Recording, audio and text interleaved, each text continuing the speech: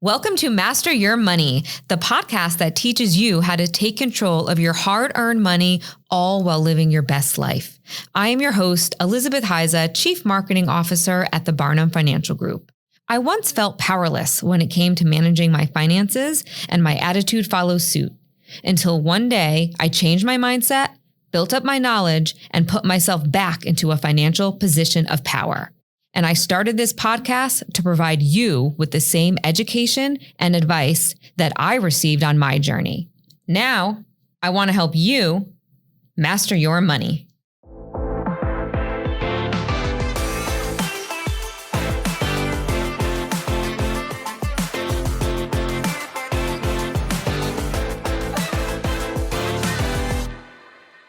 Hello, Master Your Money listeners. Welcome to today's show. Today with us, we have Sandra Scanni. Sandra is a financial services representative and registered representative. Sandra works out of our Long Island office. She has been working in this space, in the investment space, since 1995, where she started her career on Wall Street, working for a very, very large and well-known investment firm. And she has just been crushing it in this space ever since. So Sandra, welcome to our show. Thank you, Elizabeth. Thank you for that introduction. It's nice to be here. Wonderful. It's so great to have you. In addition to Sandra's amazing success, she is just a phenomenal person and a phenomenal female colleague. And she is just a big supporter of everything that so many women do here. And she is someone who I very, very much look up to. Not only has she had a stellar career, but she is raising 4 children in the process and just crushing it on all ends. So I couldn't be more happy to have you here. And we're going to have a great conversation today. Sandra and I are going to talk about investing from a female perspective. So throughout her career, obviously Sandra has worked with a lot of clients and she's going to tell us, but being a female investor herself, but then, particularly working with females, I want to understand, I want to dive deeper into that. And I want to share with our listeners, why is there a difference? How are female and male investors different? And then how are they the same? So Sandra's going to help us with some general understanding there. So Sandra, why don't you start with telling us how you got here? What brought you to this seat today? Thank you, Elizabeth. So I started my career, as you said, back in 1995, and I continued right out of college, and I actually landed my first job at a big wirehouse. So that's how I started. Then I took a small hiatus to raise my family, to raise my children. And truthfully, at that point, I wasn't sure if I was going to go back to a financial career because I had so much passion and I loved it. But then I said, geez, I'm going to have that same passion for raising these kids. Could there be room for both? So I really needed to test the waters. And thankfully, I am able to do both. So the second part of my career, when my children started to land into elementary school, I wound up going back into the financial world.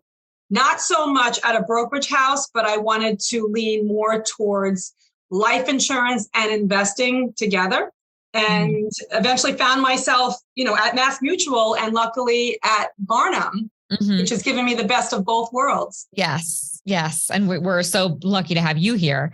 Earlier in your career, you were really exposed to heavy investments. Like you were really a stockbroker, to use that term, right? You were exposed to the blue chips and the dividend paying large cap companies and the NASDAQ small cap companies, right? You were really kind of one in a million at that time period of being a female in that space. Yes, that is accurate. And we did have those aggressive companies. And there was one other female investment advisor. It was just the two of us. And I remember her well, great lady. So there was the two of us and there was about 500 brokers on the floor. So yes, that's accurate. And we had small companies come in and they would solicit what their mission was or their inspiration was to take their company public. So some of them were on the NASDAQ and others were, blue chip, big. We used to call them big board. I can't believe that came out of my mouth. Yes, big board stocks. Like we riding a bike on the Cotron. Yes. Yeah. Oh, that's great. I can't even imagine being and that's for another show, but being in that space at that age, at that stage of your life, and being, one of two females on that floor, that had to have been difficult. Yeah. Yes. Oftentimes that it was difficult. You had to make your way, I think, because you had to show that you were educated in a certain space. I do feel at that time, sometimes you weren't taken as serious when it came time to your opinion. I always, even back then, I looked at the PE ratios. I looked at, we called it the float, right? The float of the company, to see if that inspired me, because sometimes the more aggressive stocks were the ones that the company would lean towards. And I like the ones that had a smaller spread per se and that were more conservative. We always had a platform to choose from. It was an open forum for what we like to put in our book of business. But I gravitated towards more of the conservative companies that had larger flows, that didn't trade as aggressively, that had tighter margins when it came to the bid and the offer of that particular company. So you spent time on Wall Street in that role. Then you took a little bit of a hiatus. And then you decided to jump back in. And I love how you put it, to see if there's room for both raising your children and working in the space. And you decided there was, but you made a pivot. You pivoted into more general financial services, where now you're not just doing investing as you were on Wall Street, but now you are doing more insurance planning, more retirement planning. What made you make that change? Well, when I was on Wall Street, you had your peaks and valleys and your highs and lows. And that temperature gauge for me at the time was stressful in itself, even though I was a young adult with less responsibility. So now that I had the responsibility of a family, and with that comes its own stresses and its own responsibility, I felt, I didn't know this. I didn't know for sure that if I went into a different type of platform, if it was going to be less stressful. But I did feel like instead of doing 100% pure stock brokerage accounts and the stress of that and the margin and all of the things that we had to deal with, if I can go into something that was more diversified, if that would help, more planning, going slower, helping families like my own participate in a 529 or learn about it. So I wanted to align more with what I was going through on a personal level. Oh, that's wonderful. And I bet your clients felt that and still do feel that, I would imagine. 100%. I can feel that from you every time we talk. So you've been working in this space now for over 30 years. You've been helping families plan for their futures. Can we start this conversation with, what are some commonalities that you see in yourself as a female investor, alongside the commonalities that you see in a lot of the female investor clients that you work with? Yep. So that's a great question, because it is a blanket statement. When I look at my female investors, I look at friends that invest with me, good girlfriends that we've grown up together, and myself. One common trait is patience, I believe. So when I look at something, or when my investors look at something, they do have more patience if the market is changing, not the company, but if the market conditions are changing around us. They tend to stay more patient and be more conservative in their approach on what they'd like to do as action steps. So I think that that's a commonality. So sitting back and kind of keeping their eye on the long-term goal. You said too, when we were having a nice conversation prior to this, but you said too that for women, investing often represents empowerment, security, the ability to achieve personal goals. Yeah. So I do feel like women feel like they're in control more of their planning when they do their investing. I feel like, especially if you're raising a family and you're geared towards that, a certain portion of your life, that when you have a good handle on your retirement planning or just saving in general, that it makes you feel good about yourself, that you're in front of that and you're educated. Versus delegating it to a spouse, a partner, a parent. Correct. Even delegating it to an advisor where you are completely in the dark. Right. Well, that's really where that's a great point, Elizabeth, because I do hear a lot. Well, my husband takes care of it. I don't really have an idea of what we're doing. Even when I have certain folks that are in education, no, I don't have to do it. We have a 403B, generally speaking, in that space. I don't pay attention to it because my spouse does it, but that spouse isn't an educator. So like we have to learn about that specific 403B. What's the difference between that and a typical 401k? So that's where I feel like women should get more in front of what it is that their occupation is about. And Sandra, do checks and balances ever come into play for you? Meaning, all right, great. I would like to think in every household, right? And I'll just use mine, for example, maybe yours too, where two people work, you divide and conquer everything that you need to make your life run. So you're right. In some households, maybe one spouse handles the investments, maybe another spouse handles the bills, maybe another spouse handles, the landscaping and house maintenance. And, every house is different, but there's always a check and balance, I would imagine. So even if your spouse or partner does handle the investing, you should still check in on that. Right? As the spouse, the partner or spouse that's not doing it, you should be generally aware of how your accounts are performing, just so you are shedding a little bit of light. I agree with that. And I do encourage, Elizabeth, I encourage when we're on the phone and I have someone that does say that, my husband takes care of it. I like to have them on the phone, on a Zoom or in the meeting together. Even if sometimes it's like, it's pulling them into it. Because I said, no, let my spouse deal with that, even though it's their investment. Let them speak to you, Sandra. I always say, no, let's sit down and huddle together. Doesn't matter what kind of investing it is. I could be talking about a life insurance policy that does have an investment inside of it, if it's one category of a permanent policy. Let's sit down together and do it. Even if they don't want to listen, I do encourage that because sometimes life throws a curveball. And I have that in my book of business. Yes. And I do have single moms. Yes. I do have, women that are for whatever reason, starting over if they've had a death of a spouse. Yes. That's big now in my book of business. Yes. And the emotional component that comes up when we speak, because they had no idea, because their husband took care of that for 25, 30, 40, whatever years that is, they feel lost. Yes. And that's why if you're kind of dipping your toe in the water as you progress and then a life event happens that you weren't expecting, you feel a little bit better about it. You don't feel so lost that now you need to bring your children to help you and explain it. No, you're in a little bit more control. So I do encourage that. I try and do the best I can with it. I think it's important. I know this is another blanket statement, a generic statement. So let's just say that right up front. But in your experience working with the hundreds of clients that you work with now and have in your 30-year career, do you find it's mostly, the male partners or the female partners that handle the investment side? Blanket statement, the males handle the investment side. Yeah. It's not even a close second. It's definitely a big margin. Yeah. Why is it?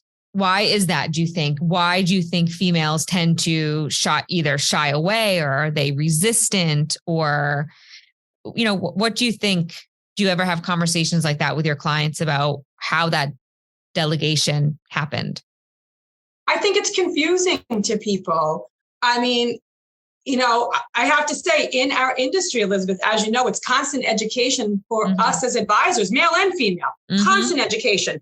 There won't be a week that goes by that we don't need to huddle about something going on in the economy, something going on in the market, something going on with interest rates, something going on with securities and exchange regulations and rules for each state. For us, it's overwhelming, and we have a life separate from what we do for a living. So I believe women, I don't know if they want to grasp that and have to learn about something they feel is so confusing.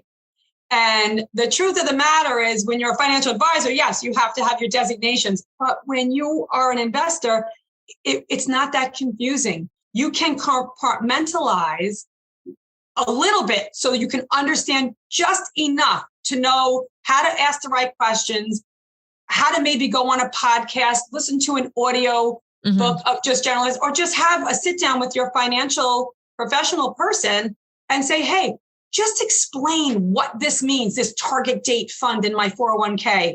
In 5 sentences, can you explain? And we will be able to explain that to you, just to have a compartment of what it is that you can learn. If that makes sense. So it's almost, moving your mindset into more of a growth mindset where you're open to learning. Correct. and not because without a doubt, it is confusing, without a shadow of a doubt. And I would imagine even for seasoned professionals like you, like it can be confusing and fast moving and you have to stop and think, and life is busy enough at times. So yeah, to be able to delegate something, feels really good. But to your point, when you get thrown a curveball, you don't want to make matters worse by not knowing something. Right. That's correct. Some of them have no idea. They'll open a portfolio and they don't know how it got there and what to do. But more important, what should I do next? Or if there's a tax consequence, it could have been avoided if there was a little bit more knowledge behind the scenes. So general knowledge, 100%. Everybody should be in front of their investments. Yes. No bad things will come from more knowledge about where your money is. That's right. Sandra, tell us about the typical female investor. Where do you see them building their portfolio? What type of companies are they typically investing in? So most of my female investors are in what we call target date funds as opposed to individual equities. Mm-hmm. They really gear more towards, and there are specific, it's funny because they do gear towards specific fund families that are, the names are more common, should we say? That doesn't mean they're always better, but they do gravitate toward ones that they're familiar with, names that they've constantly heard. Brand names, right? Brands names that they know, brands that they know. That's correct, which also leads me to one thing that we didn't touch upon, that women, I feel like they're more aware of consumer products and goods. They keep a pulse on sometimes what their children are looking at or what's going on in their lives from a consumer perspective. So they gear more towards the alignment of what their inspirations are that they know more about, more familiar names. So if I could summarize what you're saying, women tend to be more comfortable investing with brands, names, companies that they know, but also brands, names, companies that they potentially use every day, right? Or their children uses, or that their family use. Yeah, they're more geared towards that. And even the actual fund family, if it's a familiar name to them or familiar name where they heard their parents investing, they tend to gravitate more towards that fund company in itself. Yes. Which again goes back to a little less risky. Maybe female investors tend to be a bit more conservative, which is not a bad thing, which is not a negative at all. Just a commonality we see. How about Sandra? Do you notice that female investors pay attention to socially responsible investments or environmentally responsible investments? Yes, 100%. I think female investors do gravitate more towards environmental, education, social behavior. Those are the topics that really I hear when they're speaking to me that they gravitate towards. Those are the topics. So yes. Mm-hmm. In the beginning, you mentioned that, female investors focus more on their personal goals over maybe, would you say they focus on that over performance?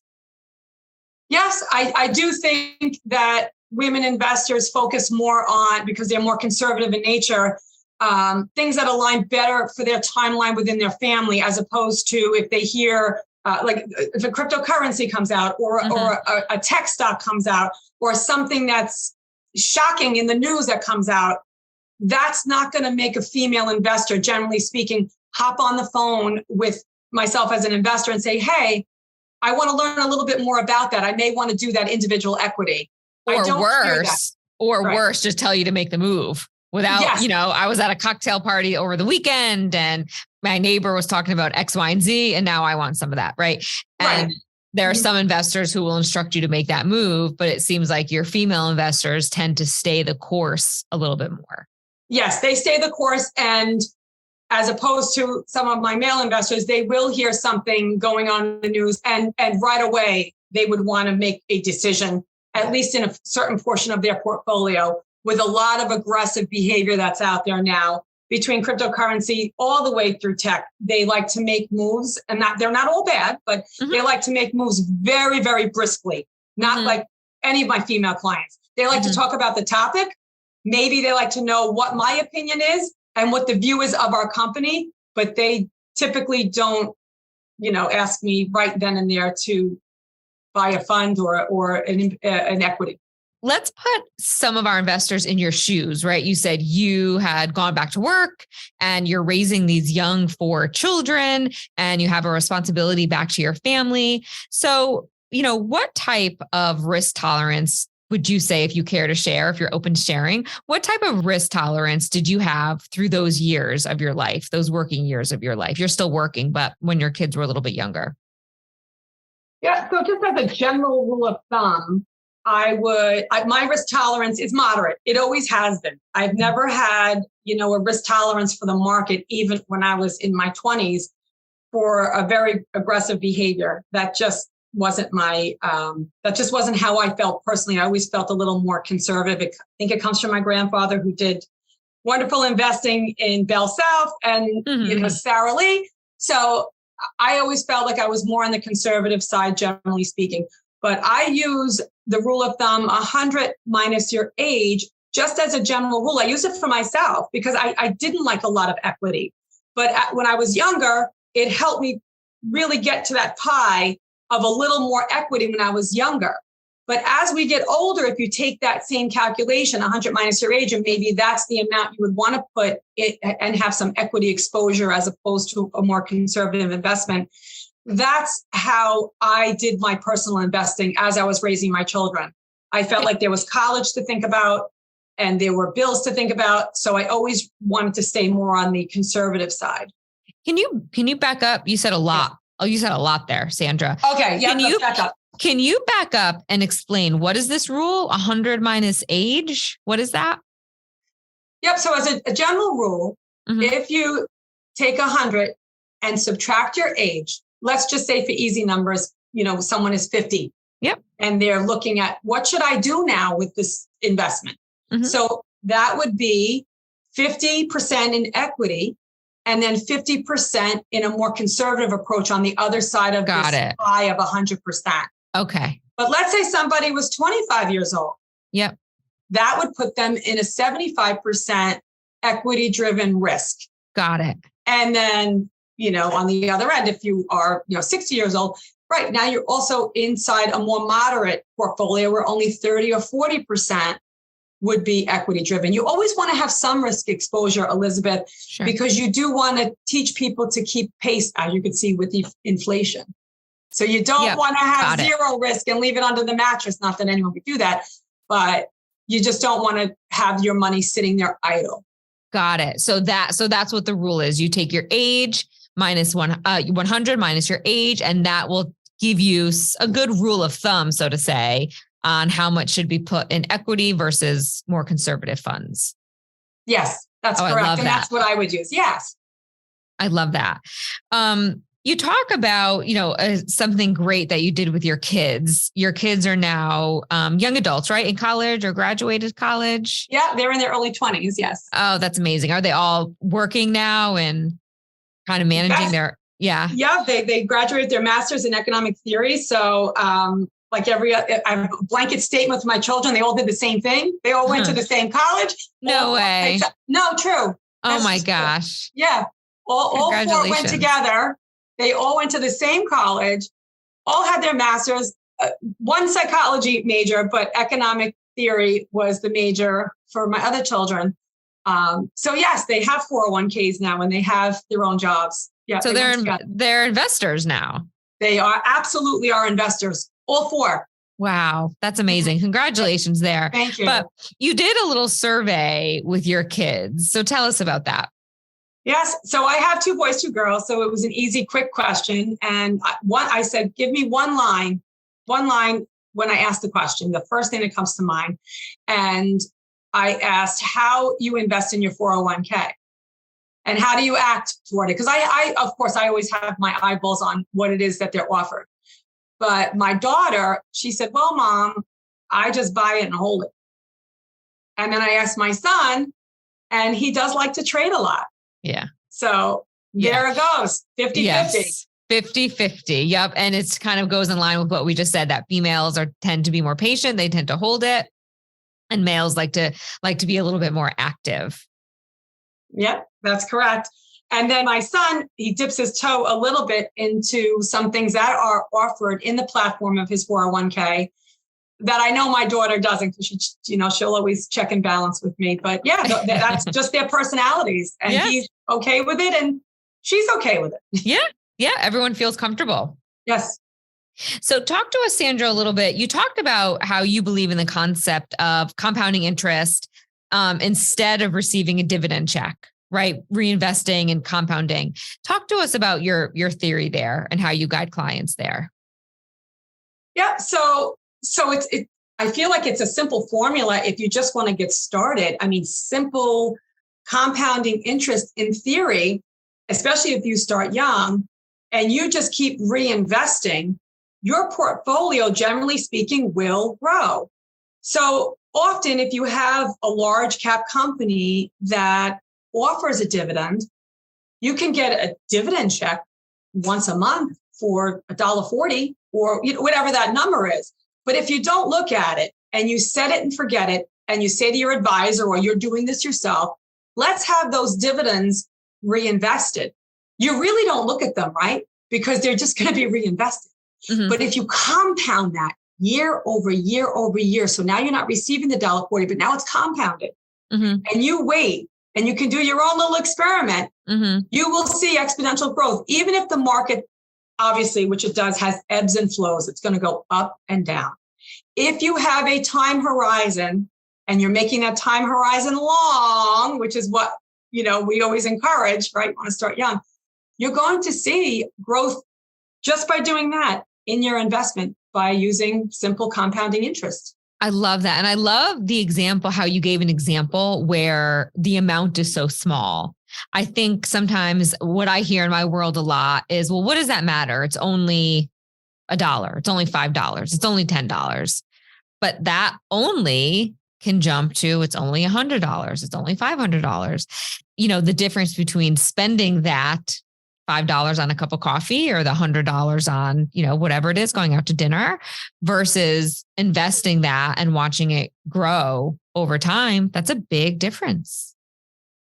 Yeah. And it will make a big difference. And the younger you start doing that, the better off your retirement is going to look, even if the market does take its turn, which mm-hmm. it does. It's history. The market's going to go up. Yep. And the market's going to go down. Yep.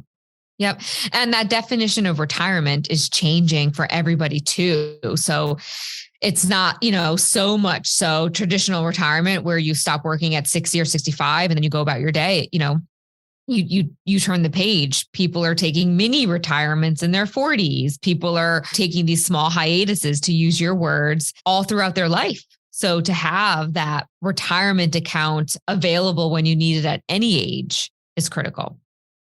Yeah, and that's a great point, because I speak with two types of investors, some that did some planning, and unfortunately some, and they'll say it, they wish they had done things different. So if you have that opportunity to have that vision and do it earlier, it makes a big difference. I can hear sometimes the inflection in people's voices when they discuss personal matters with me, who did a different job at a younger age.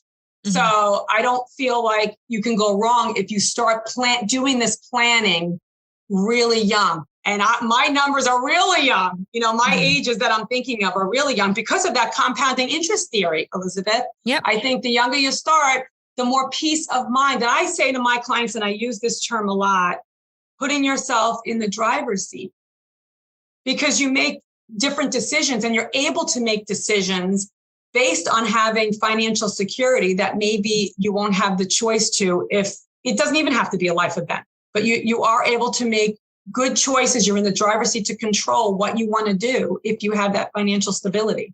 Sure. And nobody, Sandra, I would imagine in all your 30 years of doing what you do, nobody has ever said to you, Sandra, I really regret saving so much. I really regret that I had this financial plan in place, right? Does that ever happen? It's never happened one time, actually. Not even one time. Yeah. Nobody regrets saving a few extra bucks. No, not at all. No. And some people say, I don't feel terrible about spending either, because they've been saving. Some people say to me, I've been saving since I'm 19 years old. I've been saving since I'm 17. they have no guilt in enjoying a certain part of their life, as they should. Great. As they should. Absolutely. Absolutely. You talk a lot about yourself as an investor and how female investors in general tend to be more conservative. But, is there a downside there? Or do you sometimes wish you could instinctively be a little bit more, kind of aggressive? Does that ever come up for you? Yes, it has. It has, because I tend to, my personality has always been the same when it comes to this. And when I set my mind, or my mind thinks a certain way, I typically don't change my mind, even if someone comes to me and says, well, you might want to look at this again. That's not always a great way to look at investing. I mean, diversification, we know that, right? That's great, diversify. But if there is a change in this world, and I use technology. I know we've discussed this quite a few times during this podcast. The world is ever changing and the world is moving. So I have had regrets when things were presented to me, or someone has told me about a terrific company or a terrific scenario, that in my mind, it was just too aggressive in nature. And you really do miss the boat on not thinking holistically like that. I think, okay, well, go conservative because slow and steady wins the race. And I don't think that that's wrong. I love that philosophy. And you have a lot of success stories about how slow and steady did win the race for you. We don't need to go into those, but you shared some with me, and you made out by being slow and steady. Slow and steady wins the race. And sometimes too fast, you lose it, gain it fast, lose it fast. But there's somewhere in the middle where I think you need to dip your toe in the water a lot, however your tolerance is. And even if you have to force yourself, just like you do in a cold pool, you've got to get your whole body in the water, but just start with your toe. And if you're not willing to do that, sometimes you might miss out. And I know personally I have. And if something else were to come to me, and I think the more financially stable you are, the easier this conversation could be. If you have a conservative nature and something comes to you, or you want to learn about a different sector, you're going to be able to get into it and dip your toe in the water if you're financially set. But I do have, I'm not saying they're all regrets, but if I had to offer advice, if you're more conservative, take a small portion of your portfolio and put it into something that you might not otherwise want to be, and that's aggressive, because I think that you can diversify that way better. Yep. That's great. That's great advice. What kind of changes have you noticed in the marketplace for investors? Way back when you started your career in 1990, people had probably the journal. That was where they got a lot of their investment information, if any place else. But now this information, true and false, is everywhere, right? You can be a pretty sophisticated investor on your own these days. Can you talk about that? Yeah, and that's true. We had the Wall Street Journal. There was some blurbs that we would see on our Quotrons, and we'd be able to follow, what we call a Bloomberg right now. But now everything is at your fingertips, and depending on which way you want to listen to a podcast, or you can get an audio book, or you can even do some, small little research in your local library. You can find pieces of information to help you do proper investing.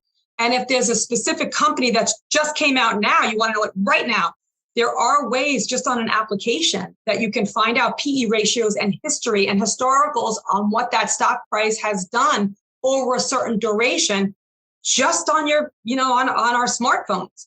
So there is information that is accessible everywhere, depending on what company it is. Every company you can download, some of their PEs and some of their historical information right there on their own website. You can actually go onto a specific fund without any advisor. Go on that fund and see how their historicals have been to date.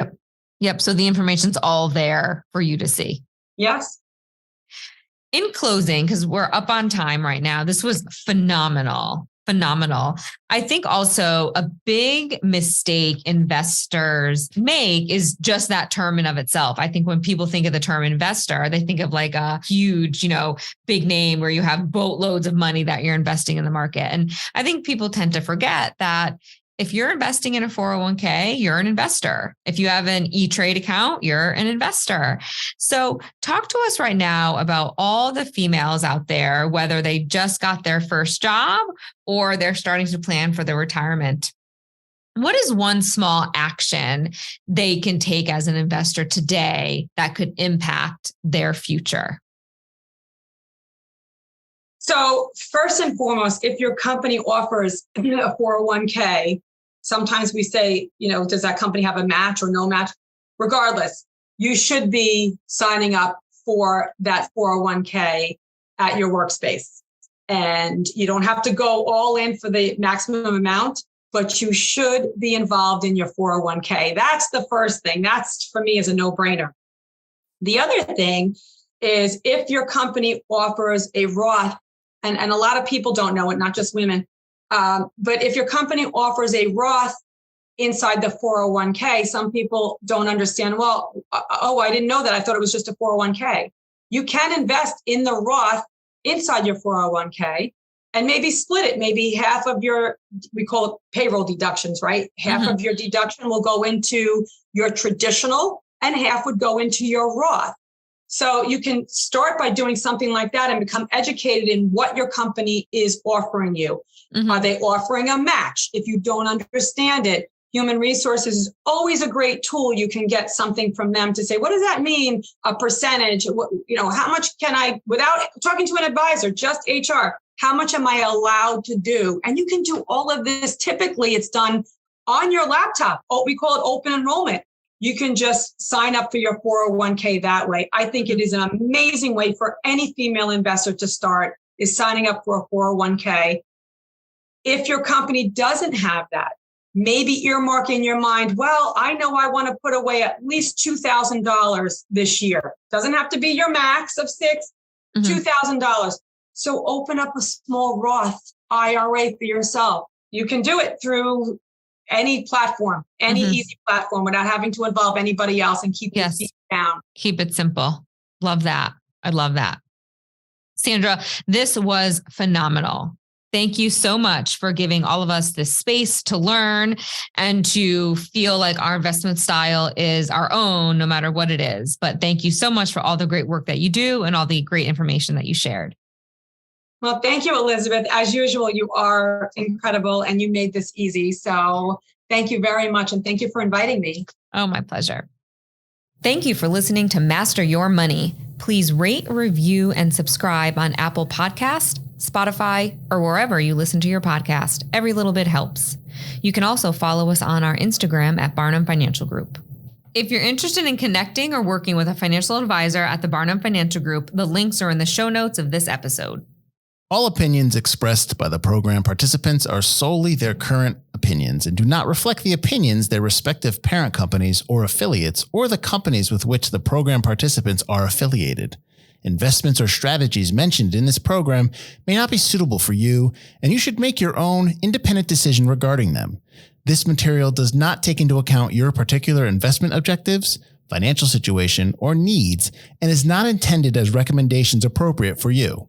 You should strongly consider seeking advice from your own investment advisor.